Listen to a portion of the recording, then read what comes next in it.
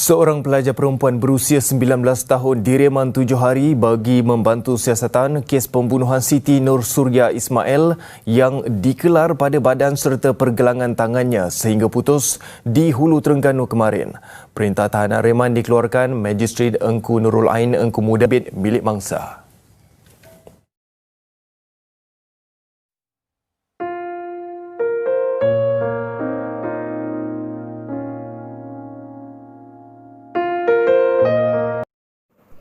Halo guys, selamat bertemu kembali lagi di channel saya. Kali ini saya akan bercakap tentang satu case yang sedang kacau di negara kita, yaitu case pembunuhan Siti Nur Suria.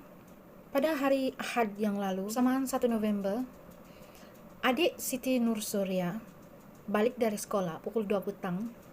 Dia balik, lepas itu dia masuk rumah, dia nampak kakak dia bertiarap dengan keadaan sudah putus tangan dan berlumuran darah. Dia terkejut, lepas itu dia call bapak dia. Lepas itu bapak dia balik dan seterusnya maybe proses bagi tahu polis and so on. Bagi saya case ini sangat rumit. Pada asalnya kita bersangka bahwa pelaku dia ialah seorang penjenayah atau lebih tepat lagi seorang perompak yang melakukan jenayah. Lepas itu dia memotong tangan kiri arwah dan mengambil uang, mengambil juga 2 telefon bimbit milik arwah serta melarikan beg barang-barang makeup arwah.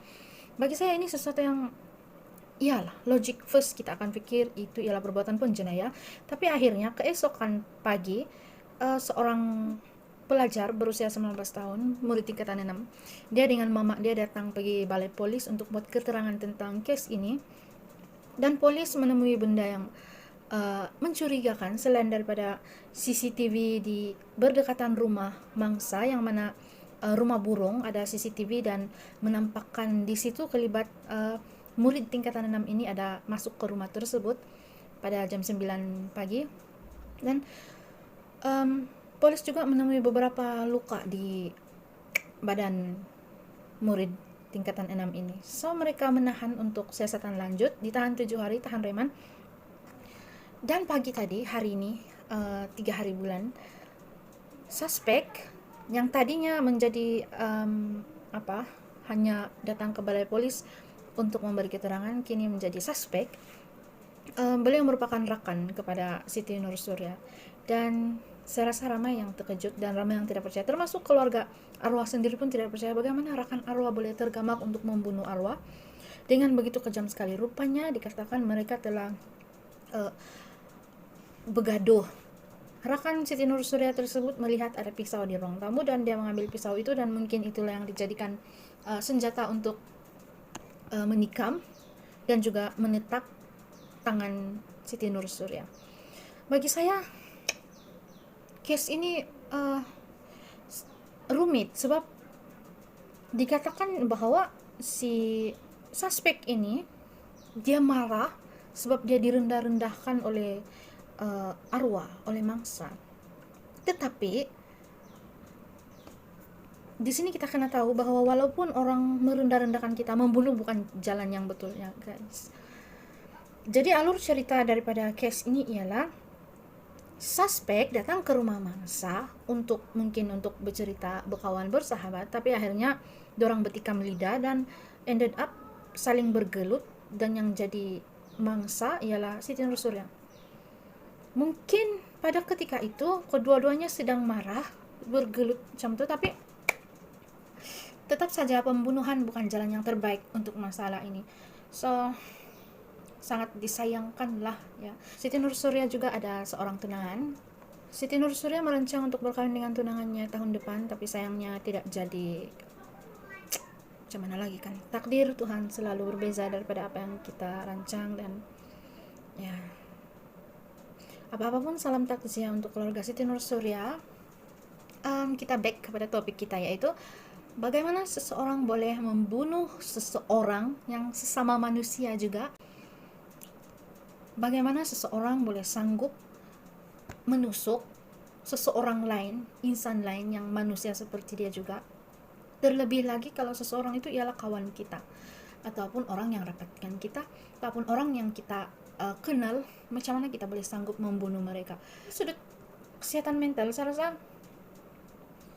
ada baiknya remaja-remaja sekarang kan didedahkan dengan kesehatan mental lah, sebab terlalu banyak pengaruh-pengaruh media sosial, pengaruh di dalam internet yang tidak bagus untuk dorang punya cara pikir. Kadang-kadang dorang ingat semuanya boleh selesai dengan kekerasan, ended up merosakkan masa depan mereka sendiri.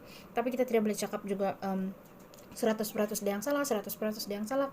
Cuma poin saya di sini, sebelum kita buat apa-apa ya, adik-adikku, kakak-kakakku, abang-abangku, semua kita berpikir dengan baik dulu sebelum kita melakukan apa-apa. Takut nanti kesan dia pada masa hadapan kita ataupun pada keluarga kita juga. Jadi pengajaran daripada case ini, kita kena berhati-hati apabila kita bercakap, satu. Kedua, berhati-hati dalam membuat keputusan apapun yang kita ingin lakukan. Jangan sampai kita menyakiti orang lain dengan membunuh. Bagi saya membunuh itu sangat bukan sesuatu pilihan untuk dilakukan. Sebab orang yang menjadi mangsa itu dia mempunyai keluarga, dia mempunyai orang yang dia sayang, dan apabila dia meninggal, orang sekeliling yang menyayangi dia akan kehilangan dia. Itu sesuatu perasaan yang sangat menyedihkan bagi saya sebagai seorang manusia. Jadi sebagai seorang manusia, kita bersifat manusiawilah sesama kita. Saya harap case ini cepat selesai. Case ini disiasat dalam kanun 302 kanun keseksaan karena pembunuhan. Sayangnya suspek ini baru berusia 19 tahun. Masih di form 6 tingkatan 6. Yang mana tingkatan 6 boleh lead dia kepada masa depan yang lebih baik, masa depan yang lebih cerah, lebih banyak cita-cita, lebih banyak benda yang dia boleh buat dengan hidup dia di hadapan yang lebih baik. Tetapi dengan satu kesalahan pilihan dia, akhirnya masa depan dia kita sekarang tidak tahu. Mudah-mudahan case ini cepat terungkai dan cerita sebenar daripada pihak suspek ini kita boleh tahu dengan cepat. Apapun saya mengulas tentang case ini sebagai peringatan kepada kita semua supaya apapun yang kita lakukan, membunuh bukanlah jalan yang terbaik. Bahkan membunuh jangan dijadikan pilihan dalam apapun yang kita mau lakukan.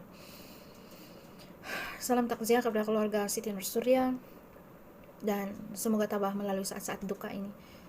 Terima kasih guys karena menonton. Salam damai, salam kopi susu, salam satu Malaysia dan salam satu dunia. Bye.